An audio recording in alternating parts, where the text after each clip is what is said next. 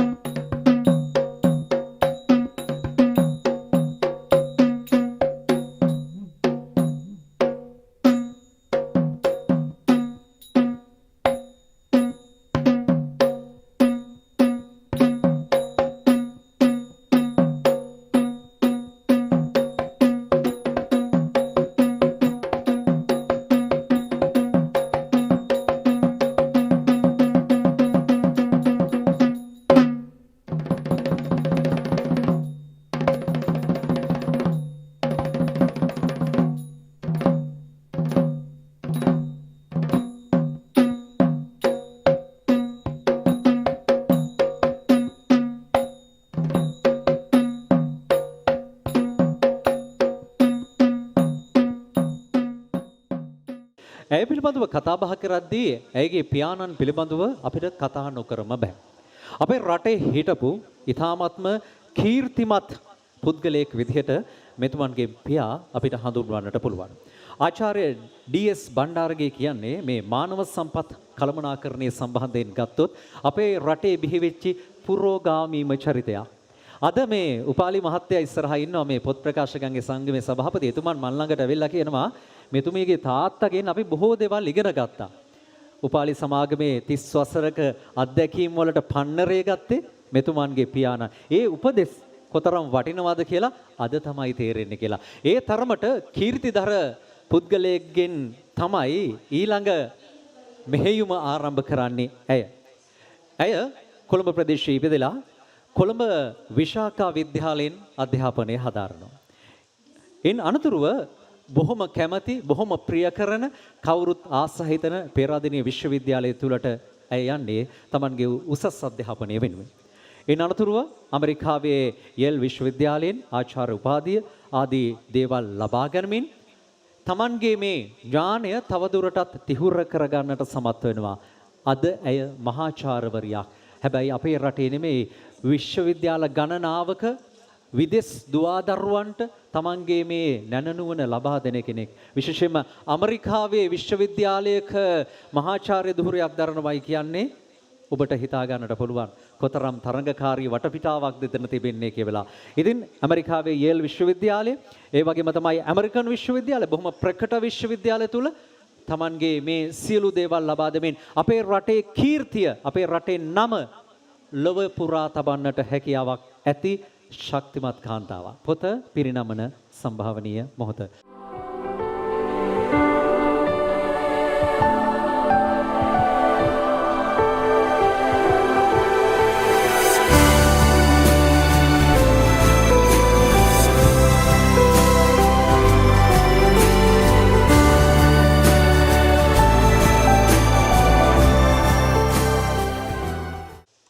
It's such a great honor and pleasure for me to be here, and I thank you for your presence here.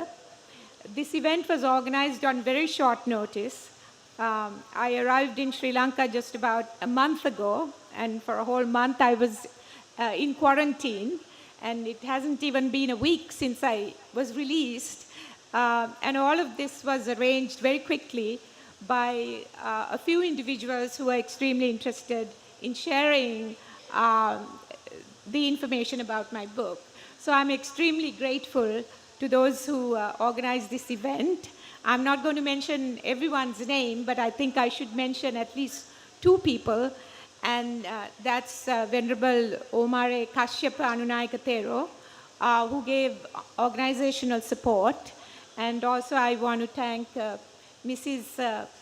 Professor Malini Andagama for her remarks, and again on short notice she agreed to speak here, and so did Minister Sarath Weerasekara for his presence and the remarks he made here. I'm not going to take a lot of time to talk about the book because I'm hoping that you will actually read it. It's maybe 400 pages, so it's not bedtime reading, but I do hope that you will read it because even the Sinhala translation is available. Just in terms of the background, I think we need to put this work, this book, and what it offers in the broader context of what's happening in the world today. We are living at a time of tremendous environmental and social collapse, and also of increasing political turmoil around the world, both in Sri Lanka and across the world. But unfortunately, there aren't enough analysis of the roots of these crises. How did they emerge? And why are they taking these very complex and complicated directions? So back when I was doing my PhD at Yale University, I was disconcerted by the fact that there weren't enough analysis of the colonial history. So that's why I wanted to understand my own history, the Sri Lankan history. And I started going further and further back and ended up using primary sources like the colonial documents themselves to begin to understand the colonial thinking and the colonial policies. So essentially, I cover the period from 1833 to 1886, which is when the colonial plantation economy was introduced to Sri Lanka, and Sri Lanka was integrated within the global capitalist economy. I discuss in great detail how land was expropriated from the peasantry, how labor was used and exploited for plantation development, all for the benefit of a small elite, because it was an economic system that was driven by the profit motive. And it was also a system that was maintained through a class of local collaborators, without whom the colonial transformation would not have taken place. So I think it's very important not to see this as entirely an external phenomenon, but it has many local dimensions. So I'm going to read a quote that I have in the book on page 64, which I think summarizes the spirit of the colonial enterprise. And this is a quotation from one James Stewart, who was the master attendant of the colonial state between 1825 and 1855. And listen to this quote. He says, "We profess to govern for the exclusive good of the natives of the country and devote our attention almost exclusively to make the culture of the soil profitable to European adventurers." So this is a colonial official admitting the true nature of the colonial enterprise. Now, I'm going to jump into the current period, which I cover in the new chapter that has been included in the second edition of the book. And what I'm showing is that this spirit of colonialism continues. It is the same profit motive and the interests of external powers to make use of resources, the land and labor, essentially for their benefit. So neocolonialism is a continuation of the colonial structures and processes that were begun in the period that I cover in this book. And I also point out that Sri Lanka is nominally an independent country, but if you really look at what's happening in terms of policies and strategies, the economic, political, and military control is increasingly shifting into the hands of external powers. I also point out, and this many of you know, that there is a danger of Sri Lanka becoming the battleground of the new superpower struggle between China and the so-called quadrilateral alliance, which includes the United States, India, Japan, and Australia. So I think we are at a time in the history of this country and also the history of the world that we need to look at the dominant model of economic and political development and how it is contributing to environmental destruction and also the destruction of the social fabric of life. So as many scholars are pointing out, that our very existence as a humanity and the existence of the planet are at stake. And it is really important for people to be informed and to be engaged in understanding what is happening and to engage in a civil and nonviolent discourse. And that is ultimately my own motive force, although it tends to be a somewhat alternative and marginal perspective. So I'm going to end my remarks by quoting the last paragraph of the book, which sums up the alternative vision, the alternative to the profit-driven colonial and neo-colonial system of development.